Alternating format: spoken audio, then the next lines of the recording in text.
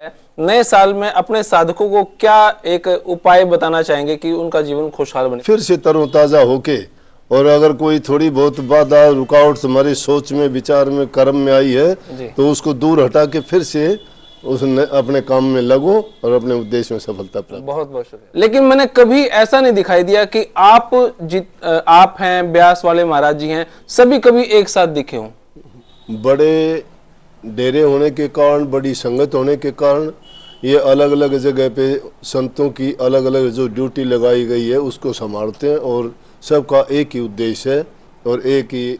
स्वामी जी, जब कोई एक्सपायर हो जावा है तो उसकी 13वीं 17वीं करें, छमाही करें हैं, बरसोदी करें हैं, लेकिन फर्क कहाँ आ जावे नाम दाम लेने के बाद?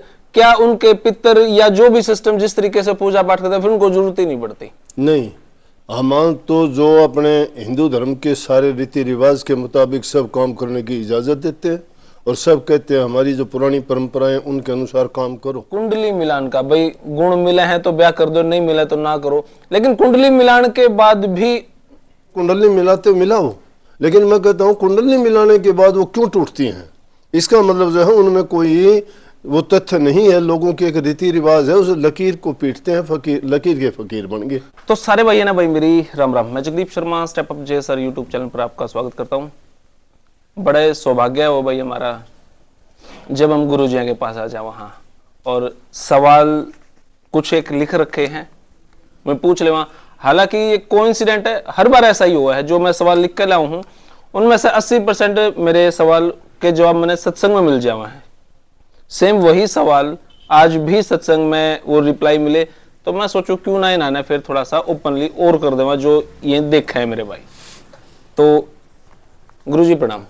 राधा स्वामी जी। गुरुजी आप कैसे हैं? बहुत बढ़िया, आप बताओ। गुरुजी एकदम बढ़िया हूं जी। बहुत अच्छा। अच्छा गुरुजी, मेरा एक सवाल, राधा स्वामी जो सत्संग है जी, इसकी मैंने आपके जब कहीं भी देखूं मैं आपके बड़े बड़े सत्संग हॉल, वहां पे विनोद शाखा लिखा है, कहीं ब्यास शाखा लिखा है, कहीं कोई इस तरीके से ब्रांचेस में बटा हुआ है जी।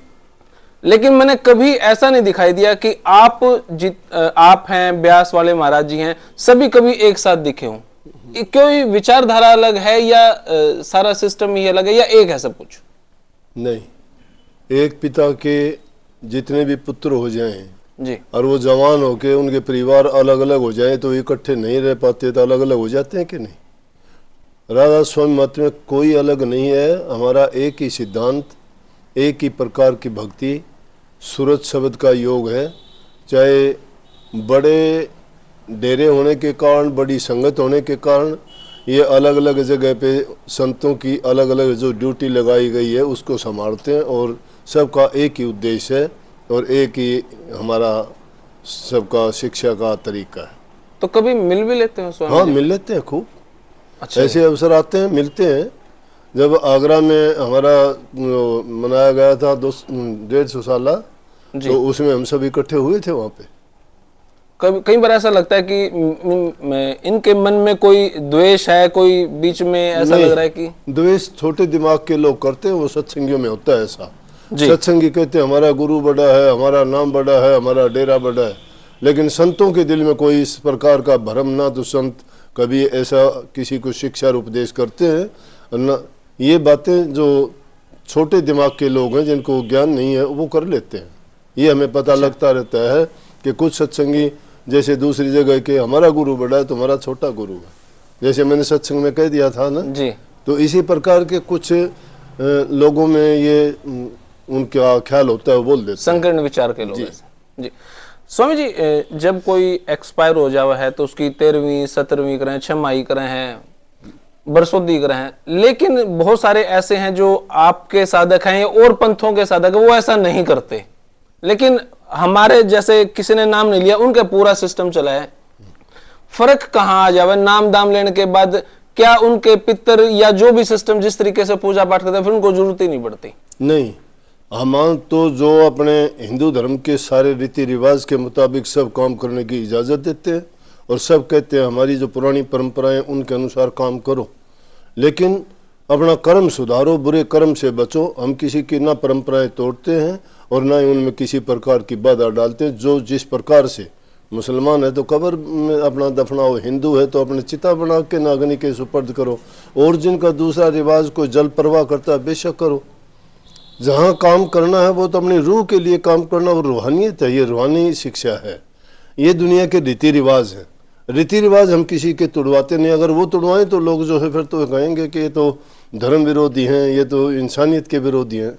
नहीं, सब कुछ करते हुए ही भक्ति के मार्ग पर चलने का रास्ता राज स्वमत बताता है। तो आपने जैसे सत्संग में जिक्र किया कुंडली मिलान का, भाई गुण मिले हैं तो ब्याह कर दो, नहीं मिले तो ना करो, लेकिन कुंडली मिलान के बाद भी वही तो बात मैंने स्पष्ट की थी जी कि जो चीज हम यहाँ अपने बनावटी चीजें हैं जी, अब ये बात अगर कहेंगे तो हम उन चीजों के विरोधी माने जाए। हम विरोधी किसी के नहीं है। कोई पत्थर पूछता है, कोई पानी पूछता है, कोई पेड़ पूछता है, कोई पुस्तक पूछता है, हम नहीं कहते ना पूछो, हम कहते हैं तुम्हारी आस्था है करो।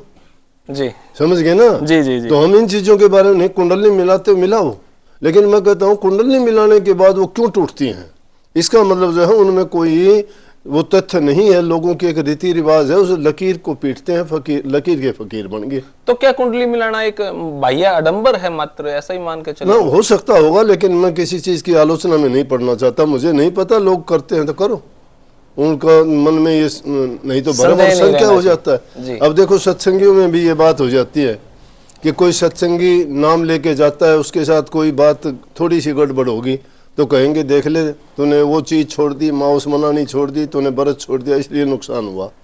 तो इसलिए हम किसी को ये कहते ही नहीं तुम ये चीजें छोड़ दो। क्या राधा स्वामी पंथ इन चीजों को मानता है, भाई होती है या नहीं? अमावस्या पूर्णिमा से ये हमारी पारंपरिक चीज है, ये हमारी सामाजिक मान्यताएं हैं, इनका भक्ति से कोई लेना देना नहीं है। तो भक्ति का अर्थ क्या है फिर? भक्ति का मैंने बताया सूरत शब्द का योग, वो एक सेकंड में नहीं बताया जा सकता, एकांत में बताया जाता है, और वो गुप्त भेद है। ऐसी गुप्त चीज जी का इतना आसानी से भेद थोड़ा भी। अच्छा स्वामी जी, राधा स्वामी जो शब्द है, यहाँ पे जितने हम साधक बैठे हैं वो राधा स्वामी करते हैं, सही है क्योंकि वो इस पंथ से जुड़े हैं, लेकिन जो इस पंथ से नहीं जुड़ा, क्या वो राधा स्वामी का जाप कर सकता है? अच्छा, गोली हाथ में लेके मारोगे किसी को मार सकती है ना? लगे तो नहीं कि मतलब बंदूक में रिवॉल्वर में डाल के मारोगे तो वो हत्या कर देगी जी, लेकिन हाथ में चाहे मुट्ठी भर के मारो कुछ काम नहीं करेगी जी। नाम भी वही चीज है, नाम गुरु के द्वारा ही दिया जाता है। वो ऐसी गुप्त शिक्षा है कि जिसका तरीका सब तक सही नहीं लिया जाता तो धूल में रास्ता खोजने तो वाली फायदा नहीं करेगी, एटलीस्ट वो नुकसान भी नहीं करेगी। नुकसान तो यूं नहीं करेगी, उनके नियमों पर जो चलोगे तो कुछ तो बेटर होगा, पहले से अच्छा हो जाएगा। जी कबीर साहब ने कही है कि कबीर तेरी दोलड़ी लीचू आने खा रही सही न बाड़ी, लीचू आने खा रही सही न बटोरे, दोलड़ी बन जा। कुछ ना कुछ तो something is better than nothing बोलते हैं, वो ये है। जी। अच्छा, अंतिम सवाल, क्योंकि आज साल का अंतिम दिन है, कल नया साल है, नए साल में अपने साधकों को क्या एक उपाय बताना चाहेंगे कि उनका जीवन खुशहाल बने? कल से क्या नियम लें वो? हमारा तो नियम शुरू से ही एक होता है, लेकिन उसकी पुनरावृत्ति फिर कर देते हैं जी। उनको जगाने का काम करते हैं कि देखो भाई भूल ना जाना, अपने उद्देश्य में फिर से तरोताजा होके, और अगर कोई थोड़ी बहुत बाधा रुकावट तुम्हारी सोच में, विचार में, कर्म में आई है तो उसको दूर हटा के फिर से उसने अपने काम में लगो और अपने उद्देश्य में सफलता प्राप्त। बहुत बहुत शुक्रिया, बहुत बहुत धन्यवाद। राधा स्वामी। राधा स्वामी। तो भाई ये जो छोटे छोटे सवाल थे आपने कैसे लगे कमेंट बॉक्स में रहे थे। तब तक के लिए धन्यवाद। जय हिंद, भारत माता की जय। Thank you.